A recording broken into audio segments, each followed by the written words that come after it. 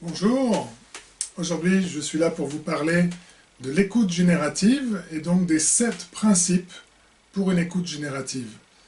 Alors pourquoi est-ce que je parle d'écoute générative? C'est parce que si vous adoptez cette disposition d'écoute, vous serez en mesure de générer, de faire émerger des choses entre vous et la personne avec qui vous parlez, les personnes avec qui vous parlez, des choses qui jusqu'ici n'existaient pas encore. L'écoute générative, c'est donc une écoute active, une écoute profonde et une écoute qui en fait permet vraiment de faire émerger des choses entre vous que ni l'un ni l'autre n'est entré dans cette conversation avec. Je vous ai donc dit qu'il y avait 7 principes pour une écoute générative. Je vais vous les présenter maintenant. Premier principe, il s'agit de ralentir et de remarquer mieux ce qui est présent. On a tendance à rentrer dans une conversation avec le stress de ce qu'on vient de traiter juste avant d'entrer, la réunion dont on sort, qui a peut-être été houleuse. On a tendance à rentrer dans une conversation en pensant déjà à ce qui va se passer après, à ce qu'on doit peut-être faire ressortir de cette conversation, ou on pense déjà à la prochaine réunion après cette conversation. Le premier principe nous invite à ralentir et vraiment être présent à cette conversation, et pas celle d'avant ni celle d'après. Pour nous aider, on peut faire des exercices de centrage, on peut regarder autour de nous, regarder nos interlocuteurs, nos interlocutrices, et vraiment être présent à ce qui est. Voilà, deuxième principe, il s'agit d'écouter avec tous mes sens. Alors on a tendance à se dire qu'on écoute avec les oreilles, donc avec l'ouïe, qu'on écoute peut-être avec les yeux, et ça bien sûr c'est important, puisque tout ce qui est langage corporel fait partie de l'écoute, être attentif au-delà des mots, à la posture, à la gestuelle de la personne. Voilà. Mais on peut aussi se dire qu'il y a d'autres sens qui peuvent nous aider.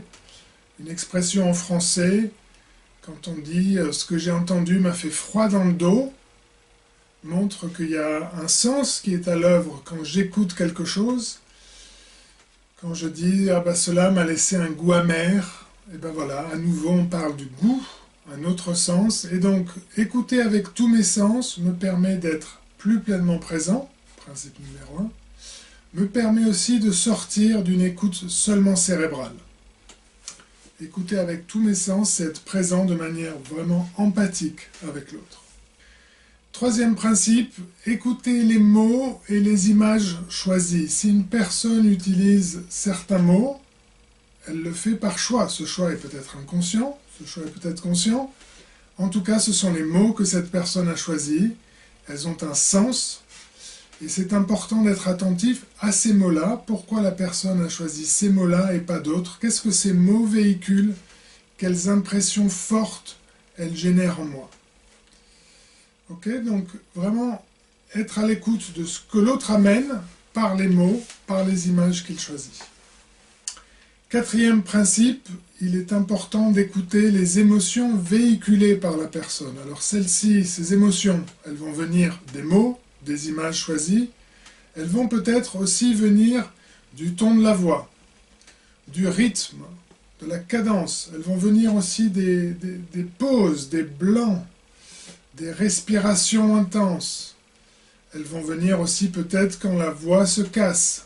Vous voyez, différents indices peuvent apporter du sens et nous permettre de vraiment comprendre où en est la personne, qu'est-ce qu'elle véhicule, quel est son état émotionnel. Et ça, c'est très important dans l'écoute générative, d'être présent à l'état émotionnel de l'autre. Cinquième principe, fondamental, ils sont tous fondamentaux, mais celui-là est très important, il s'agit de suspendre mon jugement. Ce que l'autre dit, ce que l'autre pense, lui appartient. Je n'ai pas à juger. Alors, il s'agit de ne pas juger moralement, c'est bien, c'est mal, c'est juste, c'est faux.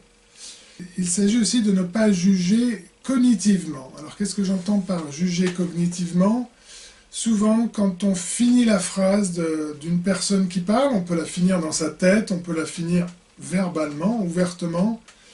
c'est comme si en fait on préjugeait de ce que l'autre est sur le point de dire. Voilà un jugement cognitif, et dans l'écoute générative, il est très important de ne pas faire ce genre de jugement cognitif, de ne pas préempter ce que l'autre va dire. Un autre type de jugement cognitif, c'est par exemple quand je classe dans ma tête ce que j'entends en fonction de qui je pense que la personne est. Je peux dire, ben, c'est normal, il dit ça parce qu'il est français. Ah, c'est normal, il dit ça parce qu'il a fait l'ENA. Oui, c'est normal, il dit ça parce qu'il a beaucoup voyagé. Voilà, toute rationalisation que je donne à ce que j'écoute est quelque part un jugement cognitif. Ce principe, numéro 5, nous invite à suspendre ce jugement pour être vraiment présent à ce que l'autre dit. Principe numéro 6, il est important vraiment que je remarque ce que je ne comprends pas. C'est très facile pour moi de me dire « bah oui, je comprends ce que dit l'autre ». Alors qu'en fait, nous comprenons beaucoup moins ce que l'autre veut vraiment dire que ce que nous croyons. Déjà, l'autre peut-être ne se comprend pas pleinement. Il ou elle essaye de nous exprimer, de véhiculer du sens au travers de mots, d'images, etc. Et peut-être que l'autre déjà ne se comprend pas très bien. Alors nous, encore moins, nous pouvons dire que nous sommes sûrs de les comprendre. Soyons humbles, soyons à l'écoute de l'autre et n'hésitons pas à clarifier. Est-ce que j'ai bien compris quand tu essayes de dire ça? Est-ce que c'est vraiment ça que tu veux dire ou peut-être tu veux dire plutôt ça? Je ne suis pas sûr d'avoir compris. Voilà, avoir cette posture d'humilité, se dire j'ai peut-être pas compris et ne pas hésiter à demander à l'autre une clarification. Dernier principe, principe numéro 7, être attentif à ce que je ressens à l'écoute de l'autre. Ce que je vais entendre de ce que l'autre me dit va forcément générer en moi des réactions cognitives, intellectuelles, mais aussi et peut-être surtout des réactions émotionnelles.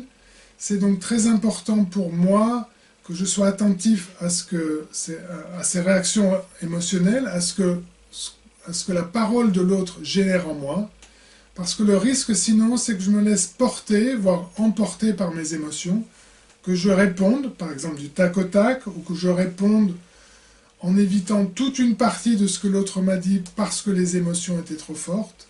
Et donc si je ne suis pas attentif aux émotions que la parole de l'autre génère en moi, je ne vais pas être pleinement présent à ce qu'il dit, je ne vais pas non plus pouvoir répondre pleinement à ce qu'il m'apporte. D'où l'importance de ce principe numéro 7, être attentif à ce que moi je ressens quand l'autre parle. Voilà, 7 principes pour l'écoute générative. Je vous invite, dès que vous le pouvez, à les mettre en pratique. À très bientôt.